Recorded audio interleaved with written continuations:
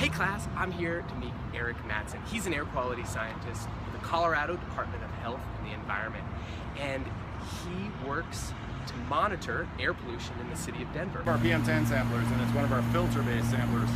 What that means is that air comes in through the top of this vortex, and it's drawn into these cut sieves, and these fill in to here, and then are pulled in through here, so that only particulates that are 10 microns or less are included.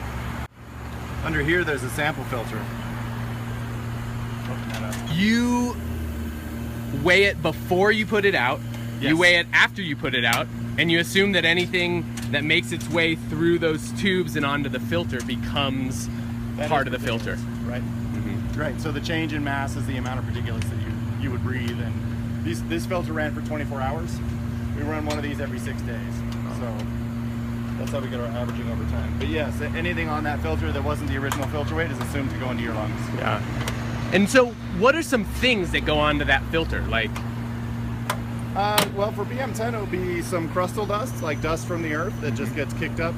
We're pretty close to a roadway here, so a lot of that's going to be, in the wintertime we sand, and then that sand gets pulverized by cars over time and then picked up by the wind and blown across.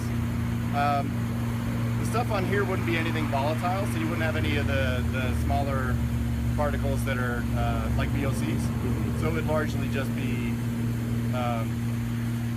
pulverized dust, granite, you know, stuff, sand on the road, stuff like that. when I think of, I just don't think of dust as being dangerous. Right. Right? Well, it is if it's small enough. Yeah. Yeah, it is if your body isn't naturally designed to expel it back out, it can be dangerous. And when someone breathes, like let's say when you breathe in smoke, like from a cigarette, is that doing something to your lungs? Is that like a PM? That is. The cigarettes are actually ultrafine particles down smaller than a micrometer. The kind of stuff that we're collecting here could be coming from car exhaust. So any incomplete combustion, like soot from your engine, or especially from diesel engines, will end up on here.